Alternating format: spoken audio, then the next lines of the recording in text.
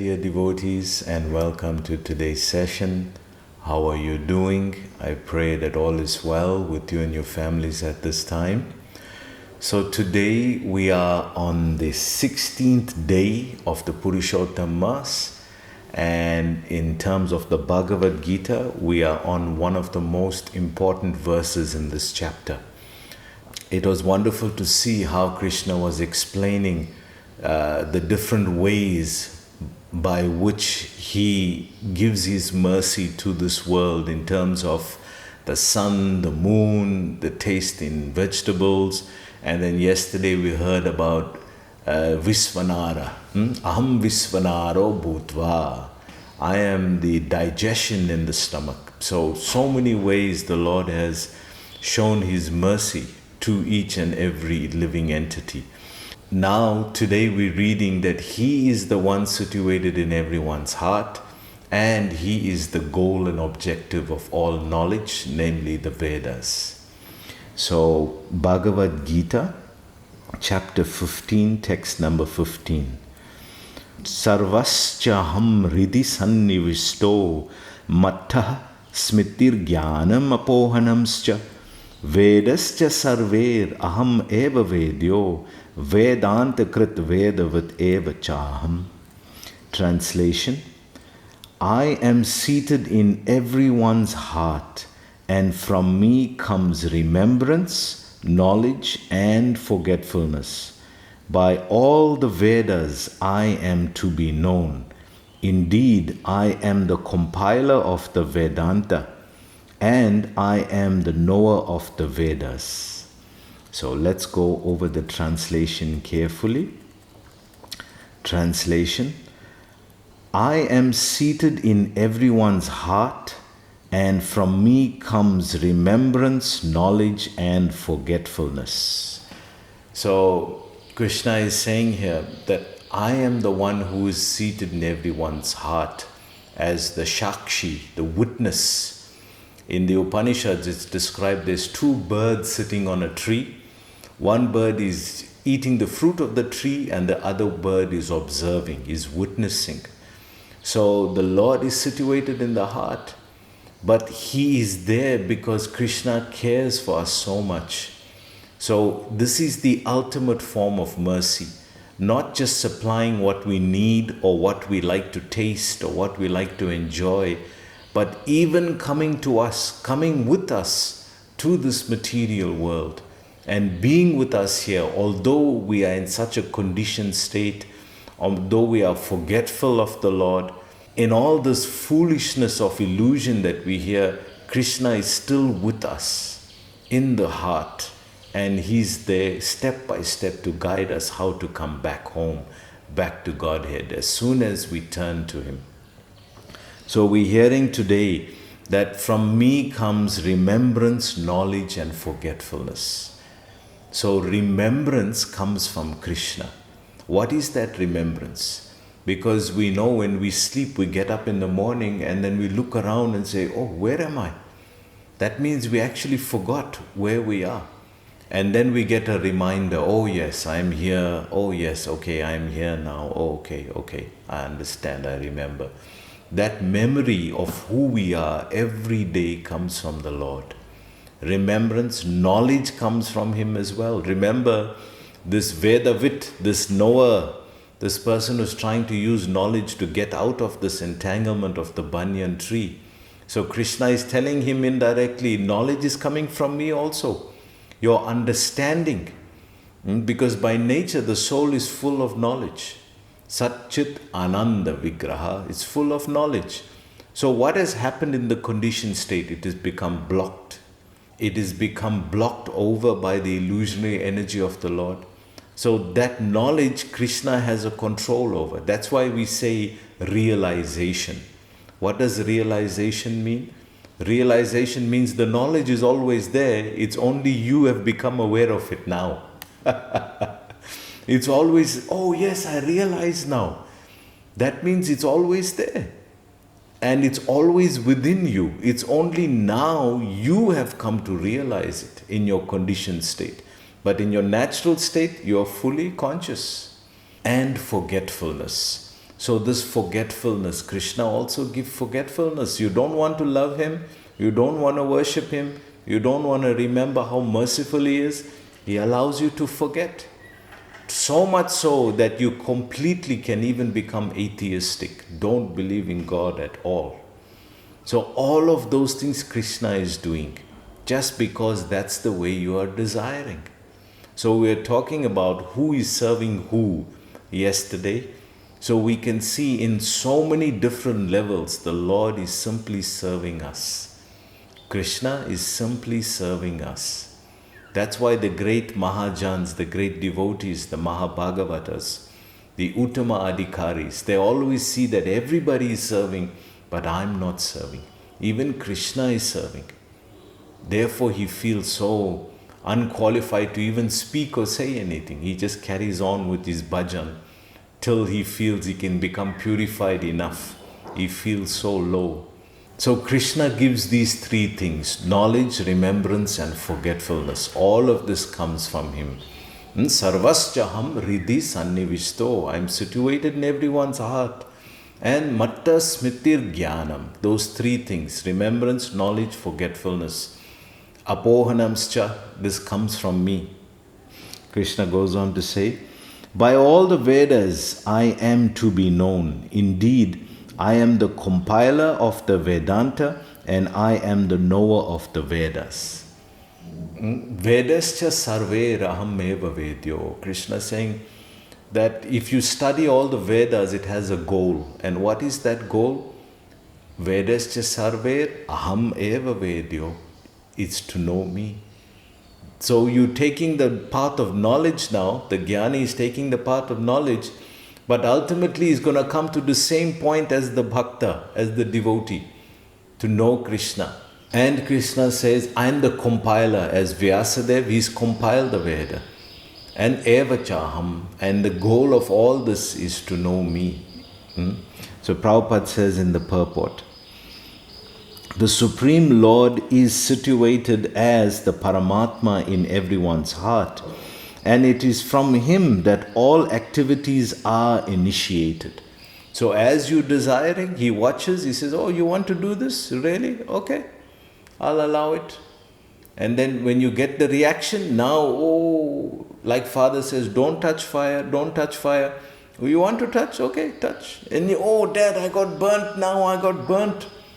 But I told you. No, but you see. So he's just the Shakshi, the witness. And if you desiring like that, then he, okay, go ahead. Then he facilitates. The living entity forgets everything in his past life, but he has to act according to the direction of the Supreme Lord, who is witness to all the work. So you forget what your past life was. So who is reminding you? Who is keeping that memory going? It's being carried by the subtle body, but the super soul is saying, hey, this is how you used to do this. This is how you used to act like this. Because you want to behave like that, okay, go ahead. I warned you, but you don't want to hear. So the Lord goes on. So Prabhupada goes on in the purport. Therefore, he begins to work according to his past deeds. So who is reminding you of your past deeds? It's the super soul. It's the Lord in the heart. Prabhupada goes on to say, required knowledge is supplied to him and remembrance is given to him, and he forgets also about his past life. Remember, we can't even manage with this lifetime. It's so hectic. Can you imagine if you had to manage with the incidences from your past life? Incidents in this life alone is so much. We become so traumatic and emotionally distraught. What to speak of if you remember from past life, what will happen? Even one lifetime back, what will happen? So he allows that for you to forget that. So Prabhupada goes on to say, thus the Lord is not only all-pervading, he is also localized in every individual heart. So we know he's all-pervading and holding everything together. Ekopyasya rachaitam jagadanda koti yat shakti rasti jagadanda yat anantaha. Andantarasta paramanu chayantarastam govindamadi purusham tamaham bhajame. That this Govinda is expanded in all the planetary systems as Kiradakshai Vishnu, in every atom and in everyone's heart. And he's completely all-pervasive in that way. So Prabhupada says this is the localized feature in the heart. So he's localized, he's in every atom and he's everywhere. That means he's omnipresent. So Prabhupada goes on to say, he awards the different fruitive results. You see, what results are you getting? Your fruitive actions. He's the one who says, okay, you did that in the past, you should get this now. You did that in the past, now you should get this punishment. So he's just awarding, that's all. It's a neutral, he's neutral. He's just awarding, you did this, you get good. You did bad, you get bad, that's all. So that's fruitive results. Prabhupada goes on to say, he is worshipable not only as the impersonal Brahman, the Supreme Personality of Godhead, and the localized Paramatma, but as the form of the incarnation of the Vedas as well. Remember, Krishna is also manifest as the Vedas. So 3 features there plus the Vedas. The Vedas give the right direction to people so that they can properly mold their lives and come back to Godhead, back to home. The Vedas offer knowledge of the Supreme Personality of Godhead, Krishna, and Krishna in his incarnations as Vyasadeva is the compiler of the Vedanta Sutra. So this information also leads you there. So he's saying, no, fine, if you want to go the Jnani path is fine, but it will also reach you to the same goal that the Bhakta is doing. But for the Bhakta, it's easier. It's a mercy path. The Gyan path, you got to figure out this, figure out that. You could get lost. So which is easier? Prabhupada goes on to say, the commentation on the Vedanta Sutra by Vyasadeva in the Srimad Bhagavatam gives the real understanding of the Vedanta Sutra. The Supreme Lord is so full that for the deliverance of the conditioned soul, he is the supplier and digester of foodstuffs, the witness of his activities and the giver of knowledge in the form of Vedas, and as the Supreme Personality of Godhead Sri Krishna, the teacher of the Bhagavad Gita. So Prabhupada just summarized the past 3 verses of how the Lord is interacting with us in such a merciful way. So Prabhupada goes on to say, he is worshipped. He is worshipable by the conditioned soul. Thus, God is all good. God is all merciful. Anantaha pravishtaha sastra jnanam. The living entity forgets as soon as he quits his present body, but he begins his work again, initiated by the Supreme Lord. Although he forgets, the Lord gives him the intelligence to renew his work where he's ended his last life. So the memory of that is coming from the Super Soul, and that is Krishna. He is reminding you. So not only does a living entity enjoy or suffer in this world according to the dictation from the Supreme Lord situated locally in the heart, but he receives the opportunity to understand the Vedas from him. So if you want that understanding like the Jnani is looking for, he gives that opportunity as well. Look at how kind and merciful he is.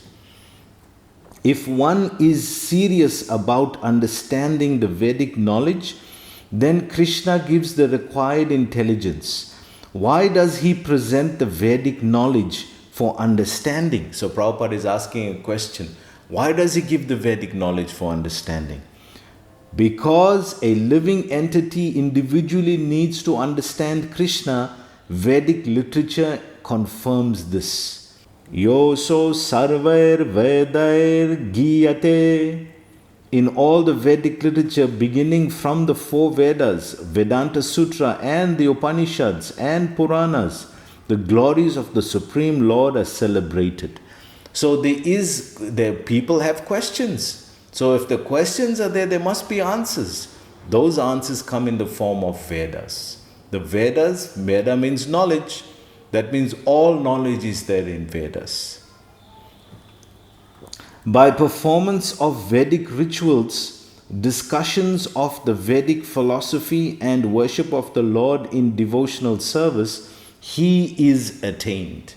By doing devotional service, the Lord is attained.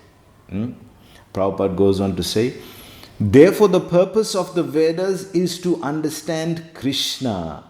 The Vedas give us direction by which to understand Krishna and the process of realizing Him. So the Vedas give us the direction. This is how you do it. If you want to know who is the Supreme God, Purushotam, this is how you do it. This is why the Vedas are important. The ultimate goal is the Supreme Personality of Godhead. So that is the goal. We must understand what is the goal of the Vedas. If there is no goal, then what is the use following just parts of the Vedas? Then we're just using it for sense gratification.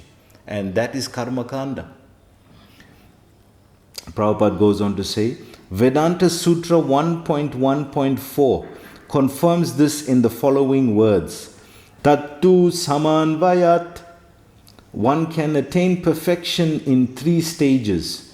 By understanding Vedic knowledge, by understanding Vedic literature, one can understand his relationship with the Supreme Personality of Godhead. By performing the different processes, one can approach Him, and at the end, one can attain the supreme goal, who is no other than the Supreme Personality of Godhead. So these 3 things, Sambandha, Abhideya, Prayojana, these 3 things can be attained by following the Vedas, by following the authorized path of the Vedas, which will lead you to this goal. Sambandha, relationship, Abhideya, the process, and Prayojana, the goal. So Prabhupada goes on to say, in this verse, the purpose of the Vedas, the understanding of the Vedas, and the goal of the Vedas are clearly defined. So 3 things in this verse, the purpose of the Vedas, the understanding of the Vedas, and the goal of the Vedas. So all these 3 things are found in this verse. So I hope you enjoyed our little discussion today.